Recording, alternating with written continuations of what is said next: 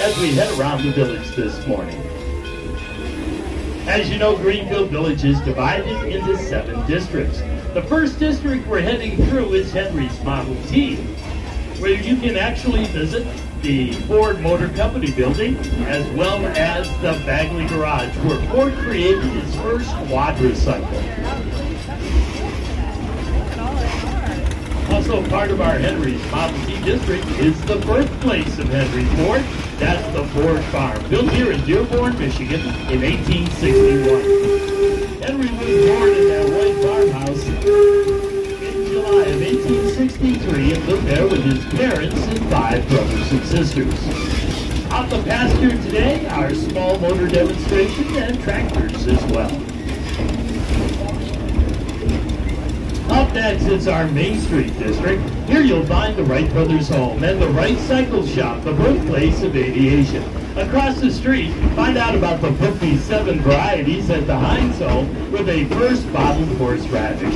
And take a spin on our 1913 Herschel Spillman Carousel. Don't forget, smack dab in the middle of Main Street, it's the center of the known universe. Talking about the frozen custard stand. It's like the best ice cream ever. And that brings us to our Edison at Work district, and just beyond the picket fence is Thomas Edison's Menlo Park complex, where Edison and his staff of scientists and engineers developed the very first practical incandescent light bulb. The Menlo Park complex is America's first research and development lab responsible for such innovations as the microphone, the phonograph, and over 800 other patents. And also on your left, that mustard yellow building is the Sarah Jordan boarding house where Edison's staff used to live. It's the first residential structure in the U.S. to be wired up for electric light.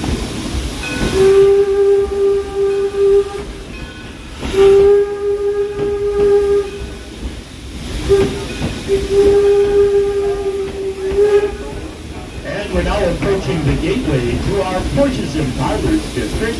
That's the Acme Covered Bridge from 1832 in western Pennsylvania. Just beyond the bridge is our next stop of the day at Susquehanna Station. From here you have full access to the entire Porches and Parlors district, including the McGuffey School, the Hermitage Slave Quarters, the Noah Webster House, and the Robert Frost Home, just to name a few. So if you're leaving us here, please stay seated until the train comes to a complete stop. The engineer will give a blast of the whistle. That means the air brake is set. And then I'll give you the go-ahead to exit on the left side only. Don't forget that wristband or ticket gets you on and off the train all day long here at the village. Again, folks, please stay seated until you hear that whistle blow.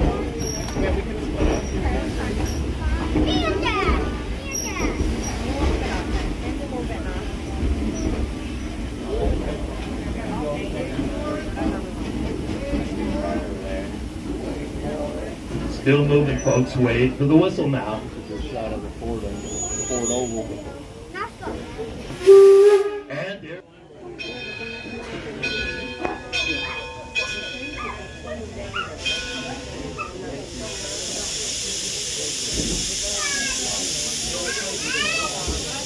And as we continue on now through the Porches and Parlors district, we're now passing the historic Susquehanna Plantation, built in 1825 in St. Mary's County, Maryland, where they had 700 acres under cultivation for corn, wheat, and of course tobacco.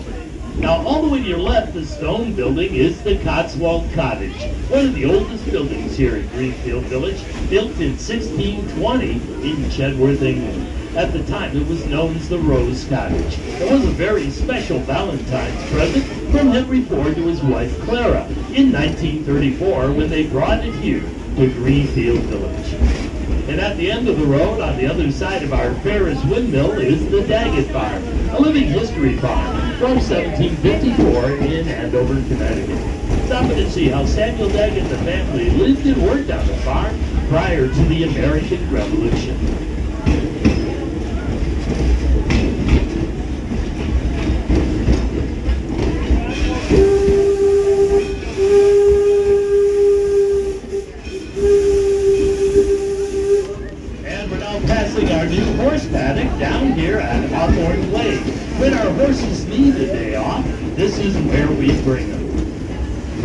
Now the locomotive at the head of our train today is our 1897 Baldwin. Good old Detroit and Lima North, number 7. Henry Ford's personal favorite locomotive. He loved it so much that when he sold his railroad in 1929, he kept number 7, cleaning it up and placing it in the Henry Ford Museum, where it was on display for over 50 years. They then moved into our DT&M roundhouse, spent another 10 years completely rebuilding and restoring this engine, and now this is just the 9th season we've had it back on the tracks here at Greenfield Village. Old number 7 weighs in at 70 tons.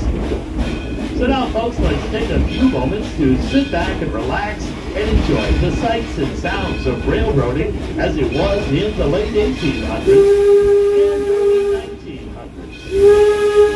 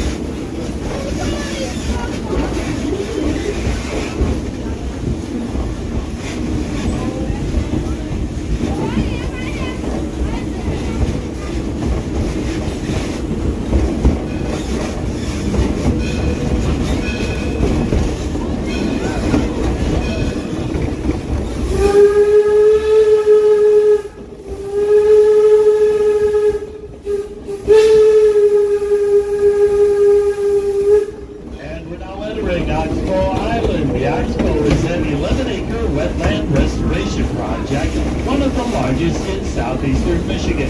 Hundreds of trees have been planted and the waterways cleaned and cleared. And wildlife has returned with a herd of deer and many smaller animals as well, like rabbits, squirrels, and turtles. Birds too, like green and blue heron, egrets and Canada geese, and a big flock of wild turkeys.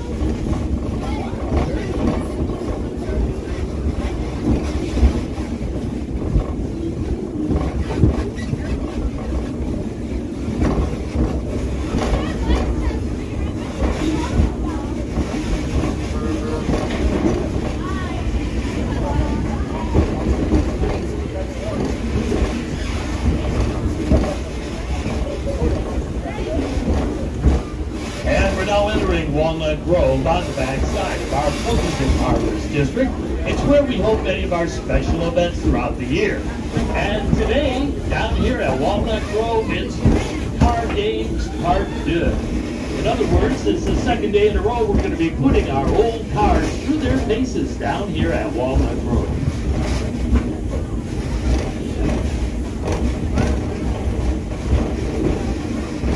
And you'll notice that pile of car parts over there on your left. That's actually a Model T that a Canadian team is going to put together in record speed sometime this morning. So come on down and check that out.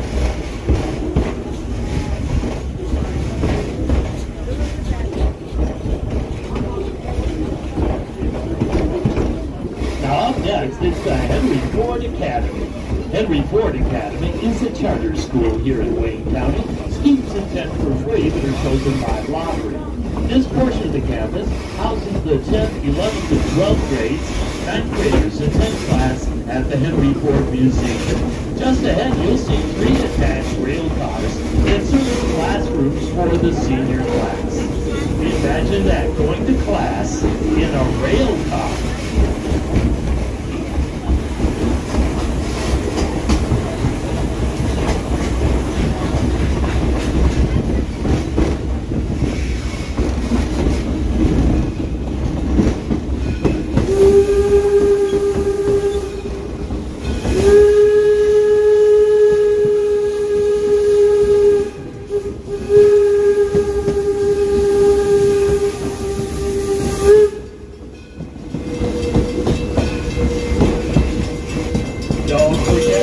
October, it's the spookiest special event of the year, Halloween at Greenfield Village. The village will be filled with ghosts and ghoulies and goblins, and great scary fun for trick-or-treaters of all ages. And don't forget, the Halloween Express will be running again this year, a non-stop spooky train ride all around Greenfield Village.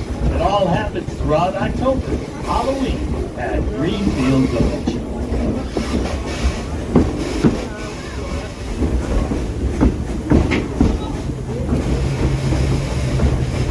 And coming up on your left, two of our restaurants. The Green Building is the Taste of History, this year featuring a special menu based on recipes from some of our historic sites, like the Daggett Farm, the Firestone Farm, and the Burbank House. And right next door, the White Building is the Eagle Tavern, built in 1832 in Clinton, Michigan.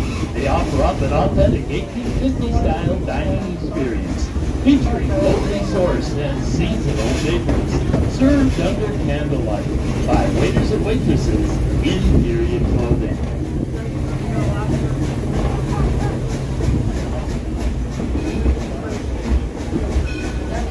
And that brings us to our next stop of the day, and that's Smith's Creek Station. We nearly have full access to Railroad Junction, Main Street, and Liberty Craft Works.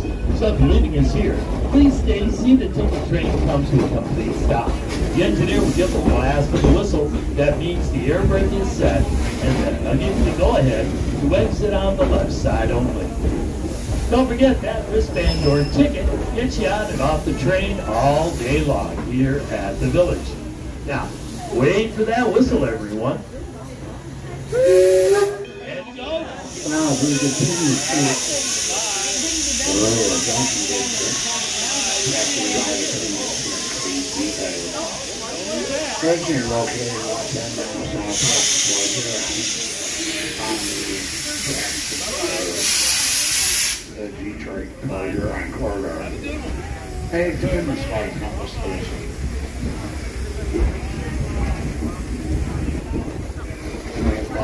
Below Skydive Station. The central market is present.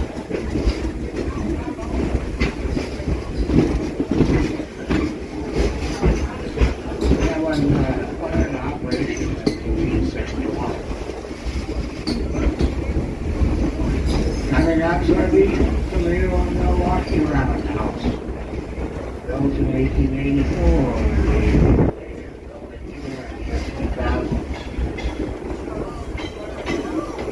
Reduced service of locomotives and rail cars.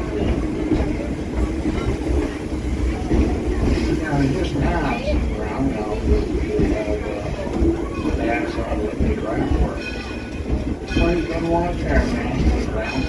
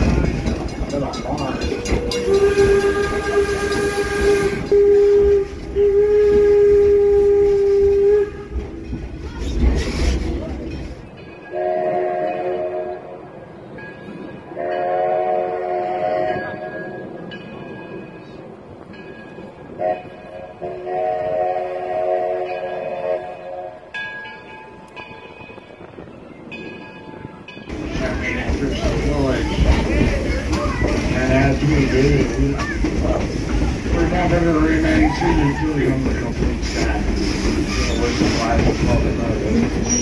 Also, she